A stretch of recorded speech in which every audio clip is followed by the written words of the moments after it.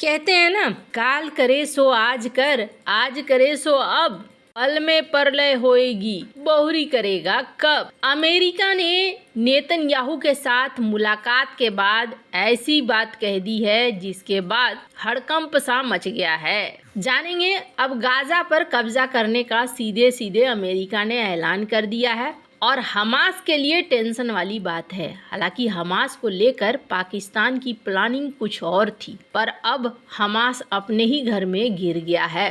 भारत को लेकर एक बड़ा प्लान हमास बना रहा था। जानेंगे जियोपॉलिटिक्स में क्या कुछ चल रहा है। हमेशा की तरह जानने को मिलेगा बहुत कुछ। आइए जानते हैं इन खबरों को विस्तार से। राष्ट्रपति डोनाल्ड ट्रंप ने गाजा पट्टी को लेकर चौंकाने वाला बयान दिया है। मंगलवार को नेतन्याहू के साथ बातचीत के बाद व्हाइट हाउस में पत्रकारों से बात करते हुए ट्रंप ने कहा कि अमेरिका गाजा पट्टी पर अपना नियंत्रण करेगा। इससे पहले उन्होंने कहा कि गाजा में फलस्तीनियों का कोई भविष्य नहीं है, उन्हें कहीं और चले जाना चाहिए। नेतन्याहू के साथ संयुक्त प्रेस कॉन्फ्रेंस के दौरान राष्ट्रपति ट्रंप ने कहा कि अमेरिका गाजा पट्टी पर कब्जा करेगा और हम इसके साथ काम भी करेंगे। ट्रंप ने कहा कि हम इसे अपने अधिकार में लेंगे और साइट पर मौजूद सभी खतरनाक बमों और अन्य हथियारों को नष्ट करने, साइट को समतल करने की जिम्मेदारी लेंगे, नष्ट हो चुकी इमारतों से छुटकारा पाएंगे। गाजा के भविष्य की योजनाओं के बारे में बताते हुए अमेरिकी राष्ट्रपति ने कहा कि हम गाजा में ऐसा आर्थिक विकास करेंगे जो असीमित संख्या में नौकरियों और आवास की आपूर्ति करेगा।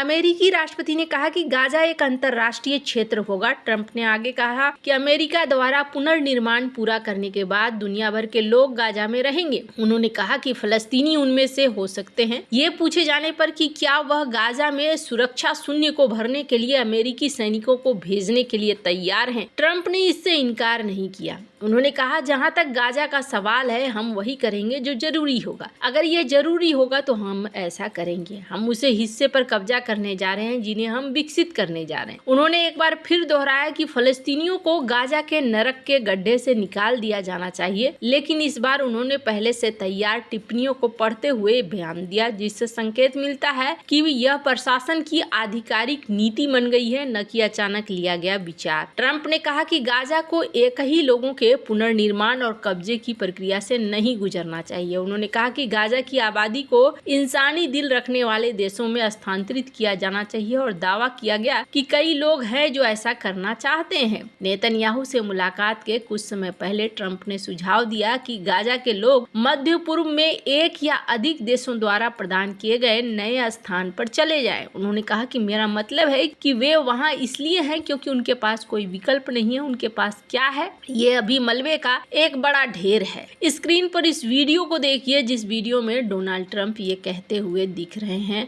The U.S. will take over the Gaza Strip, and we will do a job with it too.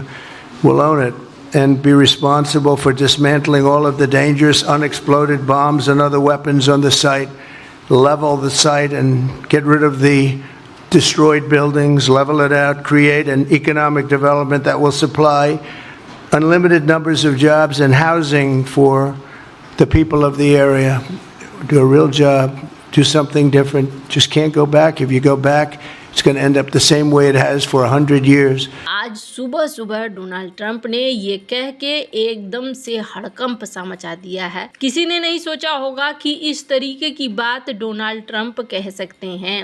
हालांकि आपको बता दूं, डोनाल्ड ट्रंप जो ये चीजें कह रहे हैं, ये दिखला रहा है कि इजराइल के साथ वो पूरी तरीके से यहाँ पर साथ आकर खड़े हैं। अब कहा जा रहा है कि इजराइल यहाँ पर $5 बिलियन का आर्टिफिशियल आइलैंड बनाना चाह रहा है, सी पोर्ट, एयरपोर्ट और होटल के साथ। अब सवाल ये उठता है कि ये लोग, गाजा के लोग कहाँ जाएंगे? तो गाजा के लोगों के लिए कहा जा रहा है कि इजिप्ट चले जाओ, जॉर्डन चले जाओ, उनसे बातचीत भी हो रही है। और ये जो पूरा मामला है ना, ये पूरा मामला बहुत ही ज्यादा संवेदनशील अब हो गया है, क्योंकि पहले की वाली बात नहीं रह गई है। अब यहाँ सीरियस तौर पर आ गए हैं डोनाल्ड ट्रंप, और डोनाल्ड ट्रंप का जो इरादा दिख रहा है वो इरादा सामान्य नहीं दिख रहा है। डोनाल्ड ट्रंप से जो भी सवाल किए जा रहे हैं, इस वीडियो में आप देख सकते हैं, उसमें वो साफ साफ इन बातों को कहते हुए भी नजर आ रहे हैं, यानी कि इजराइल के साथ वो पूरी तरीके से साथ खड़े हैं। ये तो माना ही जा रहा था कि इस तरह की चीजें होगी। आखिरकार ट्रंप ने चौंका दिया है। बहुत सारे लोग इस वक्त सोच रहे हैं कि आगे क्या होगा।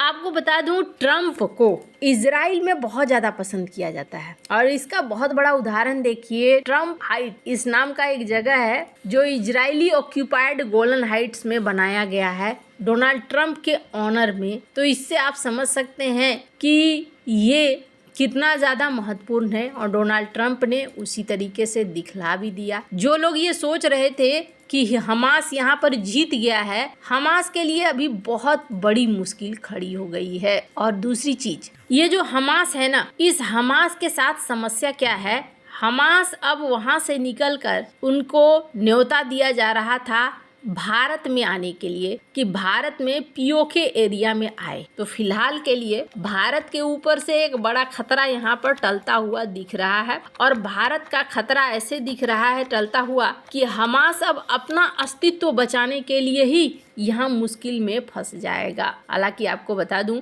हमास का खतरा यहाँ तक पहुँचेगा इस बात को लेकर अलर्ट में एजेंसियां आ गई थी। जम्मू कश्मीर में आतंकवाद फैलाने के लिए दहशतगर्द संगठन एकजुट होते हुए दिख रहे हैं। उनकी आतंक की एक नई उठाने की तैयारी है जिसे खुफिया एजेंसी अलर्ट पर हैं। खुफिया सूत्रों के अनुसार पीओके में कार्यक्रम भी होना है जिसे हमास के टॉप कमांडर द्वारा संबोधित किया जाना है। इस आयोजन में आतंकी संगठन जैसे मोहम्मद और लश्कर तैयबा के आतंकी शामिल हैं। इसमें हमास के प्रवक्ता खालिद कुदुम्मी का भाषण होगा। इससे पता चलता है कि पाकिस्तान कितनी बड़ी साजिश जम्मू कश्मीर को लेकर रच रहा है। उसकी धरती पर न सिर्फ जैश और लश्कर जैसे आतंकी संगठन मजबूत हो रहे हैं बल्कि फिलिस्तीन का उग्रवादी समूह हमास भी जड़ें मजबूत कर रहा है। खुफिया एजेंसी का कहना है कि पाकिस्तान इसके जरिए जम्मू कश्मीर के मसले का अंतर्राष्ट्रीयकरण करना चाहता है। उसकी कोशिश यह संदेश देने की है कि फिलिस्तीन और कश्मीर एक जैसे मसले हैं और दोनों स्थानों पर मुस्लिमों का उत्पीड़न हो रहा है। इन दोनों स्थानों की समानता बताते हुए अक्सर इस्लामिक दुनिया से साथ की अपील करता रहता है। तुर्की, मलेशिया जैसे देशों ने कई बार यूएन के मंच में से भारत को चुभने वाली बातें भी कही है, लेकिन सऊदी अरब, यूएई, कतर, कुवैत जैसे देश पाकिस्तान के प्रोपेगेंडे से दूर रहे हैं।